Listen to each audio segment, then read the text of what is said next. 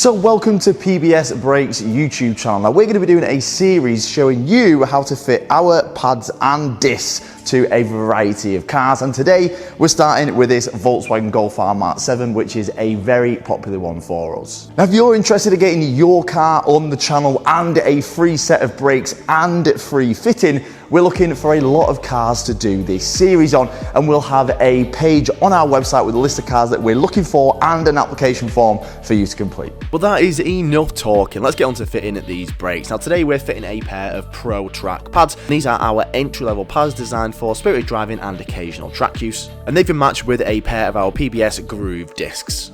So the first thing you want to do is get the car in the air, whether you've got a lift or a jack at home.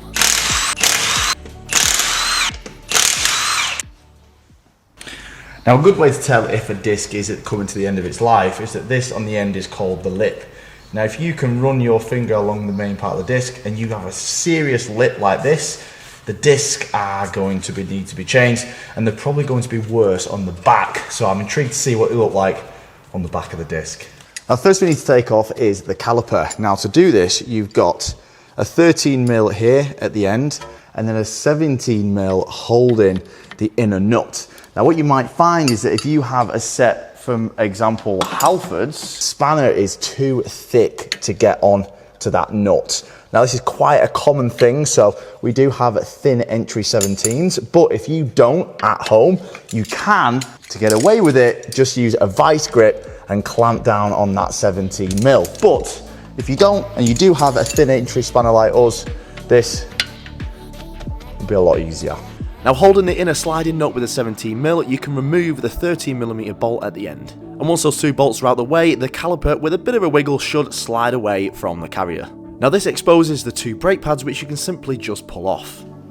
Wow. Wow, wow, wow. So this is the rear pad, and as you can see, only half of that rear pad has actually been making contact with the disc. And that's because the rest of the back of the disc will just be total rust. Now the inner pads and the inner side of the disc usually go through a lot more stress over a long period of time because the piston is on that side and it's causing the pad to do more work, especially if things haven't been changed in a while and the sliding pins aren't moving as free as they should. Now if you weren't changing disc and you were only changing pads, that's as far as you have to go. All you then have to do is just install the PBS pads, reinstall the caliper carrier, and you're good to go. But we are obviously changing these discs, so we're going to go a lot further and show you how to do that. Well, first and foremost, just going to get a bungee cord and tie this caliper up out of the way. Now we're going to have to remove the carrier. It's a 21mm and it's going to be tight, so use something long like a lever bar, or if you've not got a lever bar, just make sure you've strengthened up your muscles before this, because these are going to be tight. Oh, I'd be surprised if these discs have ever been changed. And once you've eventually got those two bolts, you can slide off the carrier. The only thing leaving this disc on is this little retaining screw or grub screw here. Now I would definitely not use a ratchet on here unless you really have to, but if you can, use an impact gun on this because they will snap most likely if you're trying to turn them with a ratchet. Now if you're lucky, your disc might slide off, but if it's been on since factory like this one, it probably won't. So just give it a little bit of a whack. And the disc will just slide off. And look at the state of that at the back. And just as I said, the backs are usually always worse, and this would have been providing almost zero clamping force, to be honest. So don't check your discs from the front, make sure you check them from the back as well. Now it's always good to clean the face of the wheel bearing with a wire brush just to get rid of any big bits of dirt which potentially may cause the disc to not bolt on perfectly flat. Now the discs do come with a protective film of oil, so just make sure you wipe it off with some brake cleaner before installing them. And then you can install the disc. Now different people will say different things of which way these grooves are going to be, but on the box they are labelled by us and they do go this way. We've done a lot of research and we found that this actually dissipates the most amount of heat compared to the other way around. Now a very important step is to check over and clean the carrier. So first make sure that the sliding pins are freely moving back and forward, and then clean up the whole carrier with a wire brush, paying particular attention to the places where the pads actually sit in there. And then you can reinstall the carrier with those two bolts and torque them down to factory settings. Now you want to get your PBS pads. I'm going to put a bit of copper grease on the sliders at the end. Sliders here, and at the front pad, I'm going to put a little bit of copper grease there, a little bit of copper grease there, and that's where the fingers of the caliper actually sit, so it'll stop it seizing to the caliper. And put plenty on these sliders at the end, and that just stops it ever potentially seizing to the actual carrier itself. Then you can install the pad into the carrier just like this. Now the tabs at the end might be a little bit tight. If they are, just get a little bit of a flathead screwdriver and just use that to compress it a little bit so it pops in.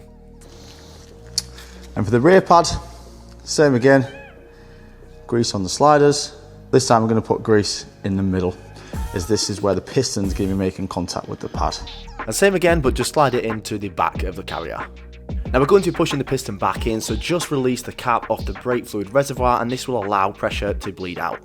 Now the final thing we have to do is we have to push the piston back in, because right now it's pressed out in relation to how much pad wear we had. So we've got to push that piston back in. Now there's multiple different tools you can use here and everyone has their preference, but we're going to keep it real with you. I genuinely think the fastest and easiest method is a big pair of grips like this. We do have a wind back tool over there. By the time you set that up and got it inside, you would have had the job done with this. And since this is just one single piston, and obviously we're not going to be touching the front of the caliper where there's any paint, this is going to be absolutely perfect. So we're going to get in here and we're just going to just compress the piston nice and slowly with a pair of grips until it's sitting nice and flush, and we're done. Now we know we're going to have some people complain in the comments about that way of retracting the piston, but we spent a lot of time round brakes and we spend even more time round mechanics and race teams, and trust me, for a caliper like this, it's a very efficient way to get the job done quickly. So now you just have to reinstall the caliper, and using the same method you did earlier with the 17 and the 13mm bolt, just tighten them back up. And that's your front discs and pads complete, and now we're going to move on to the rears.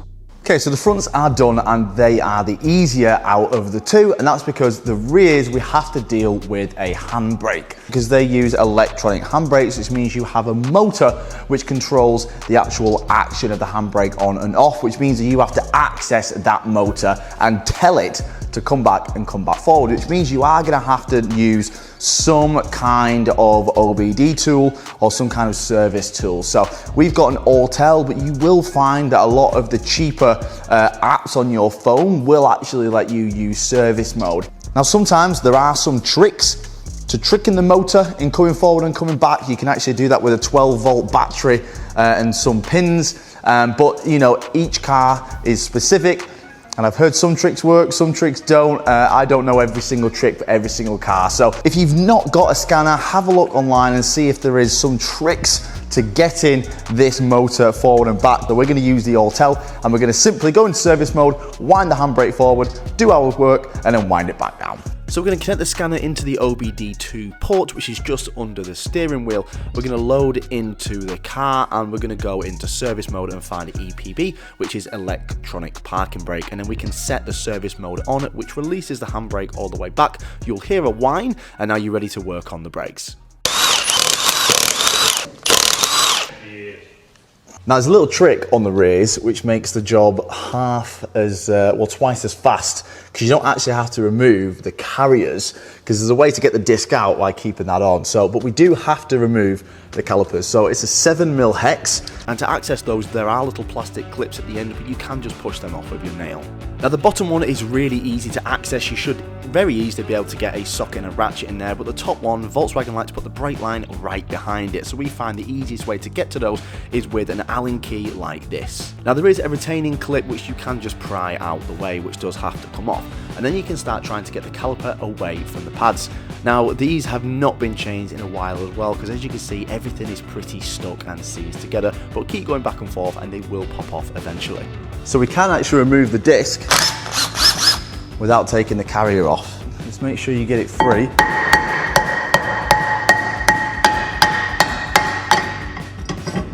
And if you get it just at the right angle, you can just slide it out.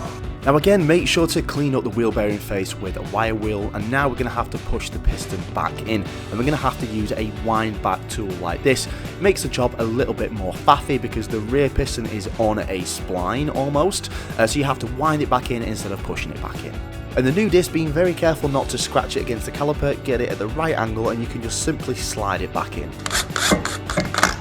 Now it's time to install your PBS pads. Now the one with the metal pin sticking up goes at the back of the disc, and the one without goes at the front of the disc.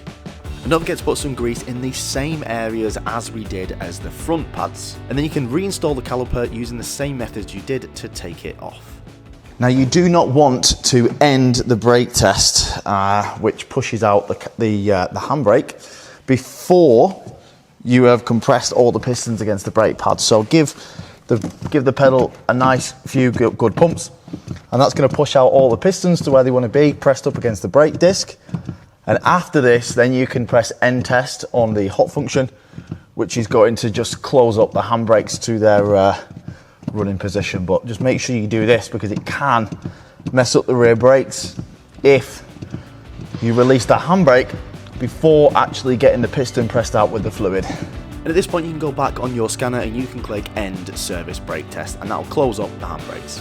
Now you can install your rear wheels and take it on a drive to do its bedding in procedure. Now the bedding in procedure instructions are printed out in the box that your pads and discs came in. Now go for a drive and see for yourself how exceptional the difference is when you're using a proper pad compound like ours.